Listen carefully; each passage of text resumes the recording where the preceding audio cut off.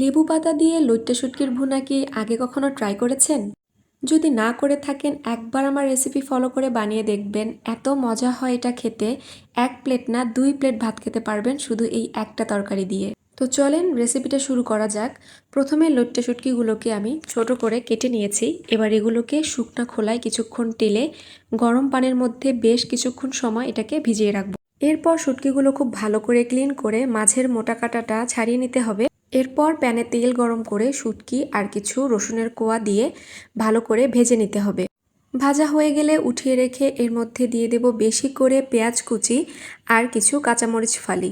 এবার সবগুলোকে আরও একটু ভালো করে ভাজবো। এরপরে দিয়ে দিলাম 1 চামচ আদা রসুন বাটা। কিছুক্ষণ ভেজে এর মধ্যে সামান্য একটু পানি দিয়ে দেব।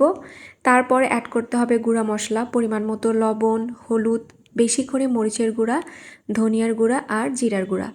এবার এই মশলাটাকে খুব ভালোভাবে কষিয়ে নিতে হবে অল্প অল্প পানি দিয়ে। ঢাকনা দিয়ে ঢেকে আমি মশলাটাকে খুব সুন্দর করে কষিয়ে নিয়েছি। মশলা থেকে যখন তেল ছেড়ে যাবে তখন ভেজে রাখা শুটকি আর রসুনগুলোকে দিয়ে আরও কিছুক্ষণ মশলার সাথে খুব ভালোভাবে কষাতে হবে।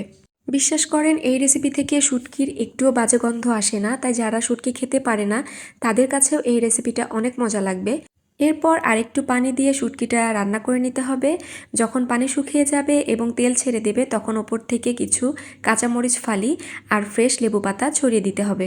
এরপর ঢাকনা দিয়ে ঢেকে অপেক্ষা করতে হবে 4 থেকে 5 মিনিট। আমাদের শুটকি রান্না কিন্তু একদম রেডি। এই রেসিপি খেতে যে এত মজা, একবার ট্রাই না করলে বুঝবেন না।